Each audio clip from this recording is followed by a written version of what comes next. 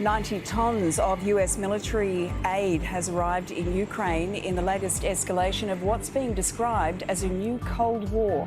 Russia claims it has no plans to invade Ukraine, but 100,000 Russian troops are gathered at the border. Journalist Mary Alushina is in Russia watching all of this unfold, and she joins us now. Mary, with that many troops on the border, just how tense is the situation over there right now?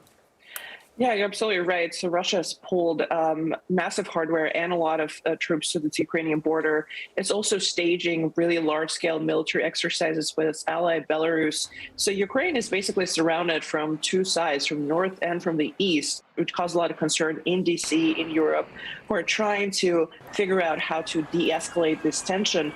But so far, diplomatic talks have not yielded anything and have not sort of bridged the differences between Washington and Moscow, as Russia demands security guarantees that NATO will not expand eastward, which is one of its main requirements. The Ukraine and some of its neighbors will never join this military alliance. So, Mary, tensions are mounting. There doesn't seem to be an end in sight right now. It is a lot is happening. Can you just tell us quite simply what Russian President Vladimir Putin's end game is right now, what this could all mean for the wider world? You know, Putin's end game is probably only known to Vladimir Putin, but he did say he's not happy with the way the European security architecture is built. He insisted for many, many years that NATO is an alliance that was created against the Soviet Union, and now it is working against Russia. So he's really unhappy with how powerful it's gotten, how close it's gotten to his border. So for the wider world, that would mean that he looks prepared to go really, really far to get what he wants, which is that his what he considers his sphere of influence and his sort of backyard will not be influenced by the West. So he will deter that, and perhaps at a really high cost. Well, the US and the UK have really ramped up the military ammunition in Ukraine. Do you think it's just a matter of time before war does break out? Well, there's some hope that the diplomatic track will continue.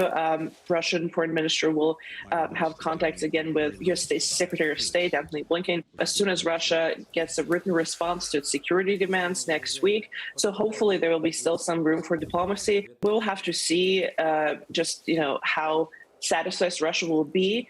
It's hard to say whether the war is imminent. We've been talking to experts here, and they say that yes, Russia is pretty much ready to launch some sort of an attack. They don't have enough troops yet to make it completely large scale because they have a little bit about 100,000, but they'll probably need much more if they want to launch a full-scale invasion.